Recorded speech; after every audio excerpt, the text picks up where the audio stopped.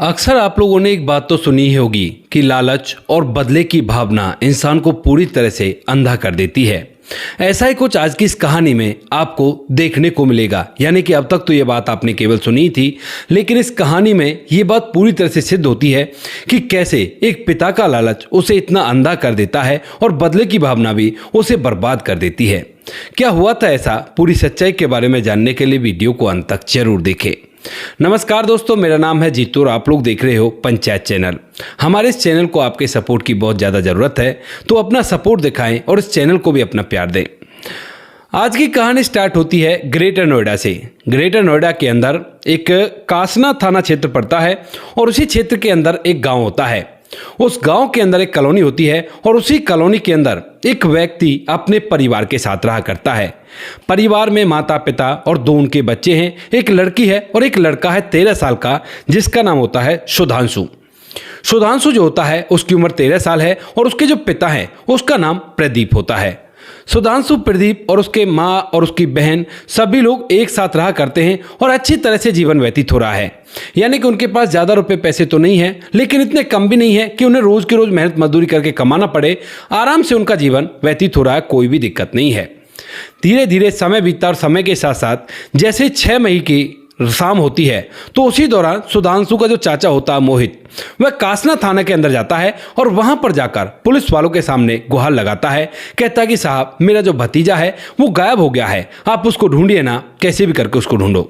अब इस बात को सुनकर जो पुलिस वाले होते हैं उसकी रिपोर्ट दर्ज करते हैं, उसका फोटो वगैरह लेते हैं और उसके बाद एक टीम का गठन करके इस केस पर काम करने लगते हैं। स्टार्टिंग में जो पुलिस वाले होते हैं घर पर जाकर पूछताछ करते हैं और पूछताछ के दौरान यही पता चलता है कि शाम के समय काफ़ी देर से वो दिखाई नहीं दे रहा, ऐसे खेल रहा था और खेलते खेलते अचानक न जाने कहाँ से गायब हो गया। ये बातें जब पुलिस वालों को पता चलती हैं तो उसके बाद जो पुलिस वाले होते हैं उस घर के आसपास के लगे हुए सीसीटीवी कैमरों को खंगालने की कोशिश करते हैं और यहाँ पर जितने भी कैमरे थे सभी कैमरों को खंगाला जाता है और उनकी सारी फुटेजों को अच्छी तरह से स्कैन किया जाता है। काफ़ी टाइम लगता है स्कैन करने में, लेकिन उसके बाद भी पुलिस वाले जब उसे स्कैन कर लेते हैं तो स्कैन करने के बाद उन्हें दिखता है कि जो सुधांशु है, जिस समय के बारे में बताया जा रहा है कि उस समय गायब हो गया था, उस समय तो वो गाड़ी में बैठकर अपने पिता के साथ ही कहीं जा रहा है। अब इस बात को देखकर जो पुलिस वाले होते हैं वह सीधा सुधांशु के पिता प्रदीप के पास पहुंचते हैं और वहां पर जाकर उससे पूछताछ करने लगते हैं।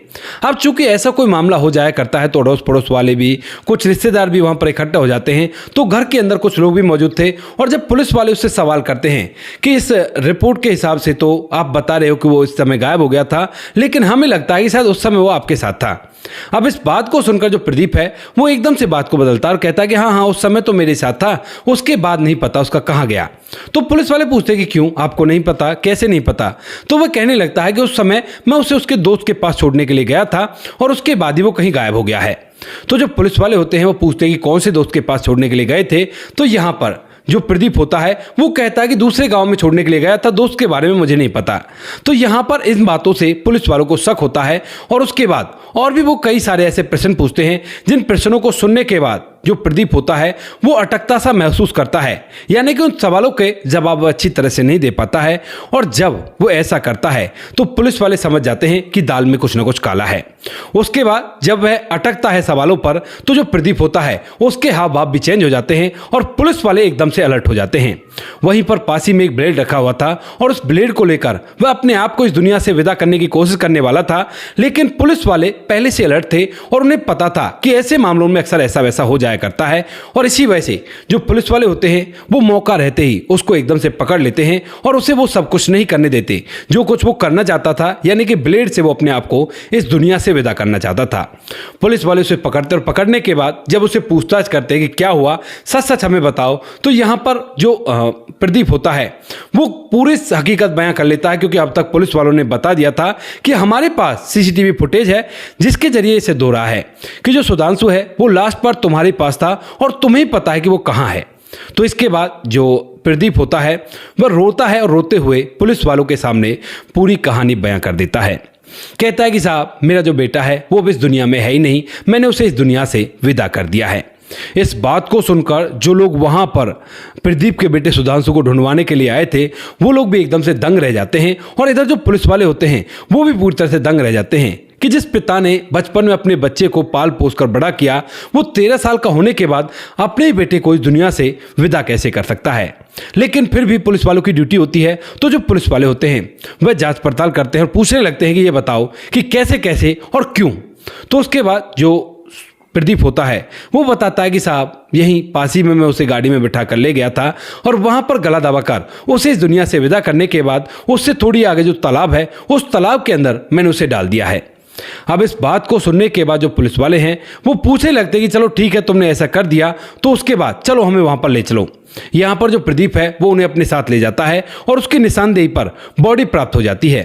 जब बॉडी प्राप्त हो जाती है उस तालाब के अंदर से, तो उसके बाद पुलिस वाले पूछने लगते हैं कि ये तो बता दो कि तुमने ऐसा क्यों किया है।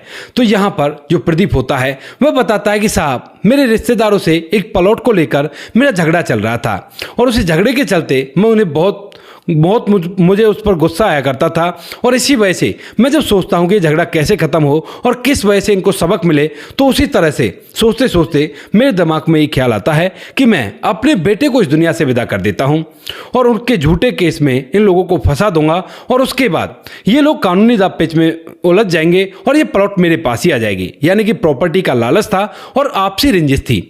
इन दोनों के चलते वह पिता इतना अंधा हो गया कि उसने अपने बेटे को ही गला दबाकर इस दुनिया से विदा कर दिया और पूछताछ के दौरान वह अपने आप को भी इस दुनिया से विदा करना चाहता था। लेकिन पुलिस की सूझबूझ से यह सब कुछ वहीं पर दी एंड हो गया और उसके बाद पुलिस वाले उसे पकड़कर सलाखों के पीछे डाल देते हैं। लेकिन जैसे ये खबर चारों तरफ फैलती है कि एक पिता ने ही लालच और प्रॉपर्टी के चक्कर में और रंजिश के चक्कर में अपने बेटे को इस दुनिया से विदा कर दिया, तो सभी लोग इस पर थू थू करने लगते हैं कि कैसा पिता है, जिस बच्चे को पाल पोस कर लाड चाप से बड़ा किया उसी बच्चे के साथ ऐसा कर दिया, बहुत ही घटिया आदमी है। यहां पर ये बातें चारों तरफ होने लगती हैं और जब ये बातें चारों तरफ होती हैं तो उसी दौरान धीरे धीरे ये बातें चारों तरफ एरिया में फैल जाती हैं और इस बात की भनक सोशल मीडिया पर भी लग जाती है।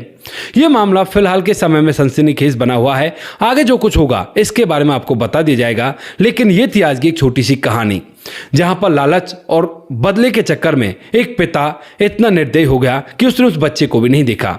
क्या मिला उस लालच से उसे? खुद अब सलाखों के पीछे रहेगा और जो घर का इकलौता चिराग था वह इस दुनिया को छोड़कर जा चुका है। कुछ लोगों के मानने पर यह बात भी सामने आती है कि यहाँ पर जो प्रदीप था ये नशा वगैरह किया करता था और इसी वजह से उसे इन सब चीज़ों का बिल्कुल भी ख्याल नहीं रहता है। लेकिन आधिकारिक तौर पर ऐसा कोई भी मामला खुलकर सामने नहीं आया है कि प्रदीप नशा वगैरह किया करता था। खैर छोड़ो, नशा करे या ना करे, जो कुछ भी उसने किया था वो बहुत ही गलत किया था और ऐसा किसी को भी नहीं करना चाहिए। तो आप लोगों से यही निवेदन है कि किसी भी तरह की रेंजेस वगैरह में या लालच के चक्कर में ना फंसे। अगर ये प्रॉपर्टी के लालच में ना पड़ता, कोई ना कोई तो लालच की बात ही थी कि प्रॉपर्टी अपने पास आ जाए, तो ऐसा कुछ भी नहीं होता। आज ये हंसता खेलता अपने परिवार के साथ रहता, लेकिन आज सलाखों के पीछे है। तो दोस्तों ये थी आज की कहानी। आपको जैसे भी लगी हो कमेंट सेक्शन में बता देना।